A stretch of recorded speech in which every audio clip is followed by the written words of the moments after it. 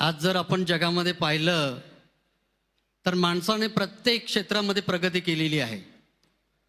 मग ते क्षेत्र कोणतंही असो, कृषी असो, औद्योगिक असो किंवा तांत्रिक.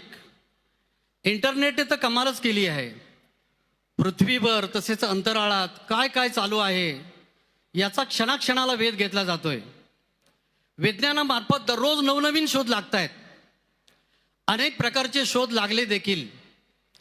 अनेक प्रकारच्या वस्तू, सुखसुविधा आज माणसाच्या समोर आल्या. तरी सुद्धा मानवी मनामध्ये कुठेतरी खंत आहे, कुठेतरी बेचैनी आहे, कुठेतरी अशांती आहे. असं का? कारण अजूनपर्यंत ते मिळालेलं नाही जे हवं आहे.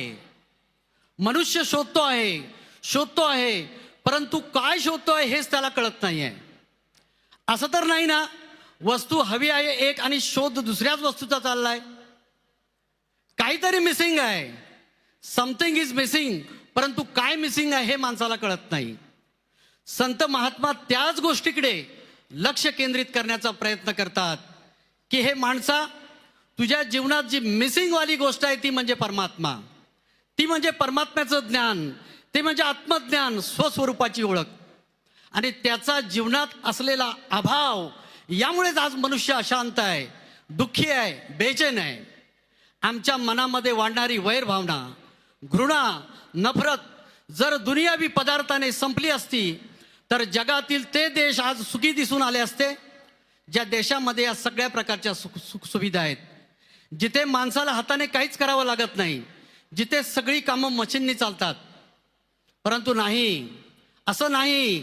तिथे तर अधिक बेचैनी आहे, अधिक घृणा आहे, अधिक नफरत आहे.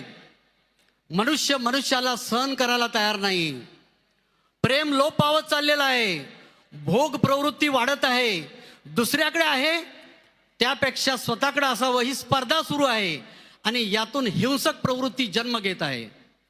यातून मनुष्य, समाज, देश, पर्यायाने जग सुद्धा चुकलेलं नाही, वाचलेलं नाही. याचा अर्थ निश्चित आहे की शांतीचा मूळ स्रोत आज मनुष्य कुठेतरी चुकलेला आहे, कुठेतरी हरवलेला आहे. परमपूज्य राजमाताजी आपल्या विचारातून म्हणतात, विज्ञानाने आम्हाला साधनं तर दिली, परंतु सुकून नाही. सुकून केवळ अध्यात्मामध्ये आहे. बाबा हरदेवसिंगजी महाराजांनी म्हटलं होतं, यदि अमन शांति अगर नए युग की मांग है तो इसका एकमात्र साधन है आध्यात्मिक जागृती. आज मनोमंथन करण्याची गरज आहे की शांती नेमकी हवी आहे कुणाला. शरीरात